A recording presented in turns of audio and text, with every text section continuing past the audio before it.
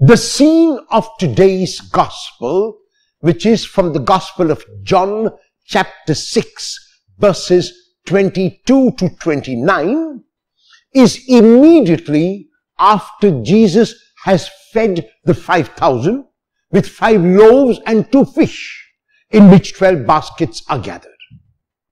The people have had their fill, they have been satisfied, and now they continue to look for Jesus, but their looking is a very superficial looking. They look for Jesus only to satisfy their physical hunger. As Jesus does often in the Gospel of John, he takes people from the surface level to the higher level where he wants them to be. And so invites the people who look for him for physical bread to be concerned about the spiritual bread which also he can give them. The people at this stage are open because their stomachs have been filled, and so they are willing to Jesus and ask Jesus what they must do in order to obtain that spiritual bread. Jesus responds by telling them that they must constantly endeavor to do God's will. And then they ask him, what does it mean that they must constantly endeavor to do God's will, and how do they find out about what God's will is for them? Jesus responds by telling them this is the way that they will find God's will. They have to do whatever is required of them to the best of their ability in every single situation.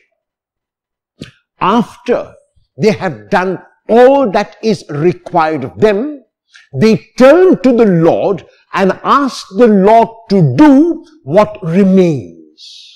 They will not remain undone what they could do.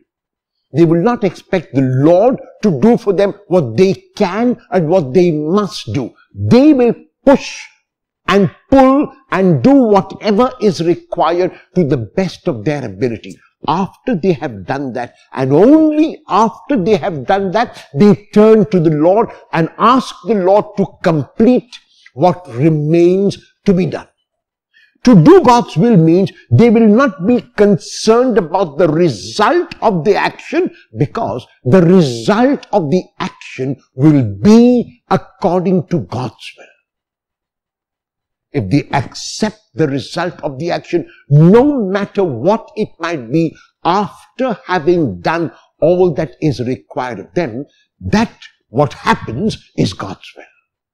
And this is what Jesus said in the last verse of the gospel text of today, that he has shown them in his own life, through his words and through his actions and through the kind of person that he is, what it means to do God's will.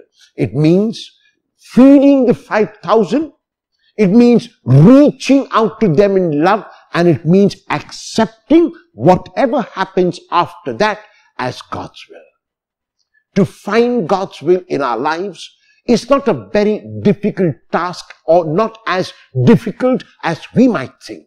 Like Jesus asked the people of his time, he is asking us today to complete whatever we have to do. To focus our attention on the action at hand, not to worry too much about the result, not to be obsessed with the future, but to focus on the now, to focus on the present, to focus on our doing and on our being.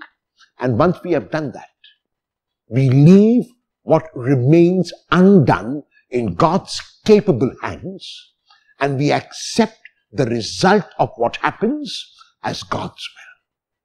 Will you, in imitation of Jesus, continue to do God's will today?